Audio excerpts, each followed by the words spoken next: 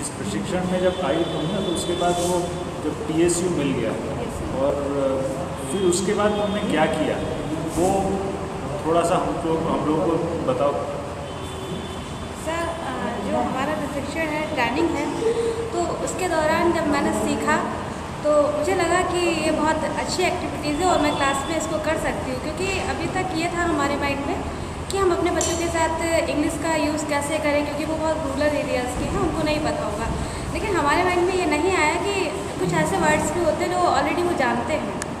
तो ऐसा ही हुआ कि मैंने इस कक्षा के दूसरे तीसरे दिन जाके स्कूल में एक एक्टिविटी जो थी वो मैंने अपने क्लास में कहा। मैंने बच्चों से कहा कि अगर मैं आपको बुक से कुछ हटके करवाऊँ तो आपको कैसा लगेगा। तो बोले कि आप हमें बहुत अच्छा लगेगा। तो मैंने कहा आप क्रिकेट के बारे में जानते हैं और बॉयज़ तो खेलते भी, बट गर्ल्स जो है वो देखती है और जानती है। बोले यस मैम, हम जानते हैं इसको। तो मैंने कहा आप इसको लिखिए, आप जितना क्रिकेट के बारे में जानते हैं वो आप लिखिए। कोई बाउंडेशन नहीं है कि आप 1 से 10 के बीच में लिखें, 20 शब्द लिखें, आप जितने आपको लगता है कि हम इतना जानते हैं आप लिख दीजिएगा। हिंदी और इंग्लिश कोई बाउंडेशन है, आप किसी भी लैंग्वेज में लिख सकते हैं। तो मैंने इस चीज़ को दिया और 3 मिनट का टाइम दिया बच्चों का और कहा कि आपके पास 3 मिनट का टाइम है, आप जितना लिख सकते हैं आप लिखिएगा।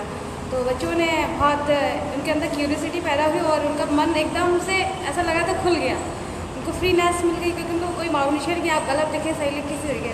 तो उन्होंने कुछ वर्ड्स लिखे, बैट बॉल स्टम्प की जगह उन्होंने किल्ली लिख दिया। तो मैंने उसको बताया कि इसको किल्ली नहीं कहते, इसको स्टम्प कहते हैं।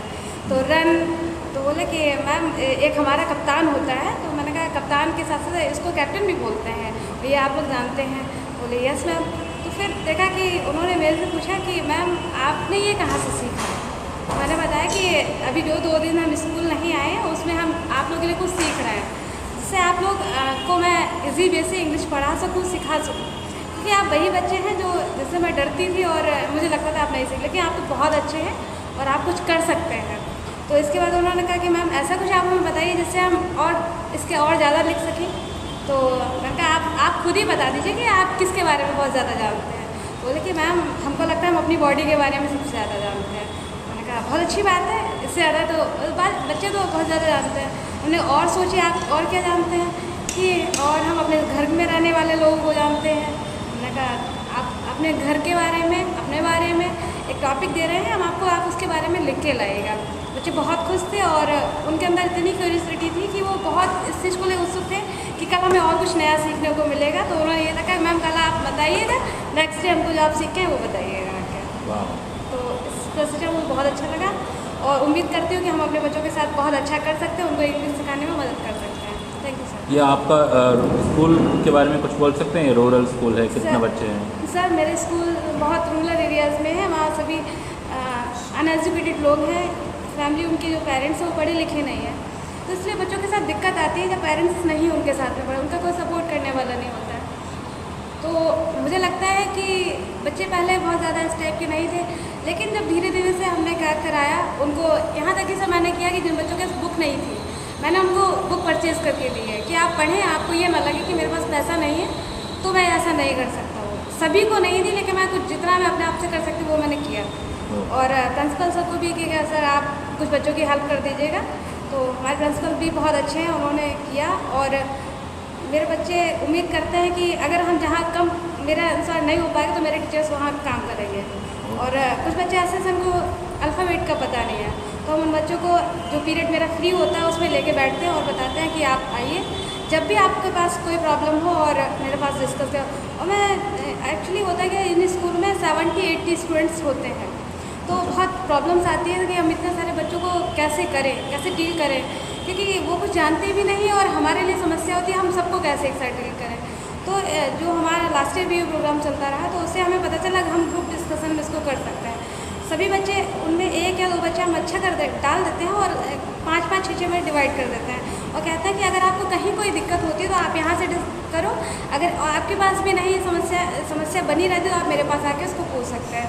तो हमारा जो ग्रुप डिस्कशन भी होता है उसमें सर एक दूसरे से कंपटीशन होता है कि ये बच्चा बहुत अच्छा है, ये ग्रुप बहुत आगे जा रहा है, हम यहाँ रह जाते हैं। और डेली 1-2 बच्चों को हम चेंज कर देते हैं कि आप इस ग्रुप में आ जाइए, आप इस ग्रुप में चेंज। इससे मेरे बच्चे बहुत सीख रहे हैं और उम्मीद है कि आगे वो अच्छा करेंगे। ओके, थैंक यू एक और बात, हाँ एक और बात कर रही थी कि ये बच्चों के अलावा कुछ शब्दों का प्रयोग तुमने अपने पति के साथ भी कुछ किया, तो वो भी उसका भी ज़रा जिक्र करो, वो भी बहुत मज़ेदार कुछ अनुभव है हमारे लिए। सर एक्चुअली जब हम कल यहाँ से गए थे तो मैंने तो पहले सबके बारे में बताया कि हमारी जो टीम है वो मेरे लिए बहुत सपोर्ट है, क्योंकि मैं इंग्लिश बोलने में बहुत डरती हूँ, मुझे लगता है कि कहीं कोई मिस्टेक ना हो जाए। तो मैंने यही बात अपने हस्बैंड को बताई कि ऐसे ऐसे मेरे समस्या होती है और मैं बहुत जल्दी आगे नहीं जाती। कि सर ने देखा है कि साइंस की जब ट्रेनिंग होती तो हमारे पास लैंग्वेज की कोई बाउंडेशन नहीं, मैं हमेशा तैयार रहती थी, कोई ना कोई टॉपिक बता देती थी जाके। तो बोला कि उन्होंने कहा कि तुम्हें मालूम है इंग्लिश का ट्रांसलेट हिंदी में कैसे हो, हिंदी का ट्रांसलेट इंग्लिश में कैसे होता है। मैंने कहा ये तो पता है। तो बोला कि तुम लोग को कुछ नहीं पता, तुमको कुछ नहीं आता। मैंने कहा अच्छा ये कैसे होता है। तो कि हिंदी जो इंग्लिश होती है उसको उल्टे लास्ट वे से आप ट्रांसलेट करो, बहुत ईजी वे से हो जाएगा। और आप ज़्यादा कर सकते हो तो एक्टिव से पैसे बना दीजिए, लैंग्वेज बहुत ईजी हो जाएगी आपके लिए। और इससे कुछ भी ऐसा नहीं है जो आप तुम हासिल नहीं कर सकते हो, बस डर निकालो और काम करो, अपना विश्वास बनाओ और बच्चों का विश्वास करो और अपनी टीम के साथ अच्छे से काम करो। और अच्छा, थैंक यू।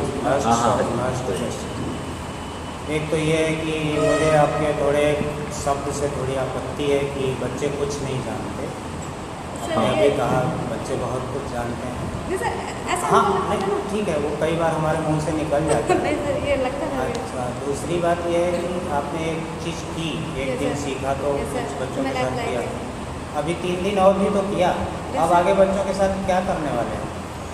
सर मैं अपने बच्चों के साथ उनके बुक से रिलेटेड उनको जो एक भी और मेरा है इससे पहले भी कि हम जिस चैप्टर को रीड कराते हैं, पढ़ाने वाले होते हैं, तो उससे पहले हम सोचते हैं कि बच्चे हमारे सब्जेक्ट को इतने अच्छे से डील करें कि उनका माइंड मेरे साथ अपनी बुक पे भी हो, अपना चैप्टर सुने। एक्चुअली गांव के बच्चे होते हैं वो ध्यान नहीं देते कि इंग्लिश सब्जेक्ट है कि इसमें क्या मैम बोलेंगे और हम सुनेंगे। लेकिन जैसे हमको लगता है जैसे फैमिली में जो बच्चे होते हैं तो अपने फादर या मदर से जो चीज़ कि मैं सोचते हैं कि आज मेरे फादर कुछ लेके आएंगे तो उसमें भी वो सोचते हैं कि उसमें भी मेरे अकॉर्डिंग हो, वो मेरी चॉइस का हो। तो हमें लगता है कि बच्चों के साथ भी स्कूल में वही होना चाहिए। तो जैसे मैं कोई चैप्टर पढ़ाती हूँ उससे पहले एक दिन पहले मैं सोचती हूँ या टाइम नहीं मिलता तो 15-20 मिनट पहले मैं निकालती हूँ कि बच्चों के लिए उस चैप्टर से रिलेटेड कोई स्टोरी तैयार करूँ। तो स्टोरी तैयार करते हैं तो जैसे थोड़ा सा ही बताते हैं, पूरी स्टोरी एकदम नहीं बताती हूँ मैं, क्योंकि अगर पूरी स्टोरी बता तो उनका पूरा एक्साइटमेंट ख़त्म हो जाएगा, क्योंकि वो सोचेंगे अब तो बता दिया ही होगा, उनके ये भी मेंटलिटी हो जाती है। फिर थोड़ा सा टॉम सॉयर जो हमारे 9th क्लास में चैप्टर 1 है तो उसके बारे में मैंने बच्चों को जब पढ़ाया तो मैंने कहा कि आप लोग में से ऐसे कितने बच्चे घर में शरारत करते हैं, ऐसे कौन से जिनका पढ़ने में मन नहीं लगता है। तो बोला कि सभी ने बताया हम कुछ बच्चे बोले नहीं कि अगर हम ये कह देंगे कि हम नहीं पढ़ते हैं या हमको डर लगता है या हमारे साथ कोई समस्या है तो कोई बात नहीं चुप रहे। हमने तो फिर मैंने उनसे डायरेक्ट जाके पूछा सीट पे जाके, आप बताओ आपकी समस्या क्या है, आप क्यों नहीं पढ़ते हैं। बोले मैम हमको पढ़ना नहीं आता, मेरे घर में बहुत काम है, भैंसे हैं, काम करना पड़ता है हमको। हमने कहा तो आप शाम को 4 से 5, 6, 7 बजे तक ही तो बिज़ी रहते होंगे पापा के साथ में, शाम को तो टाइम निकाला करो, भले 1 घंटे पढ़ो, आप 8 से 9 इधर पढ़ो, सुबह 5 से 6 पढ़ो, स्कूल टाइमिंग आपकी 7:30 बजे, उससे पहले आप आ सकते हो। तो बोले कि मैम मन नहीं लगता मेरे आगे समझ में नहीं आता। तो मैंने कहा कि आप नोट डाउन करो, आपको जहाँ कठिन हो आप हमसे आके सुबह डिस्कस करो, हम भी फ्री बैठे रहते तो हमारा मन भी आपके साथ लगेगा। तो बच्चों में कोशिश की और जिसको नहीं सर मैंने एक डिक्शनरी भी छोटी सी प्रोवाइड कर रखी है बच्चों के साथ में कि जिससे वो कहीं मुश्किल पड़े तो वो सर्च कर सके, ढूंढ सके। और लगभग मेरे क्लास में 15 बच्चों के पास डिक्शनरी है। Thank you so much. Thank you so much. हमारा नाम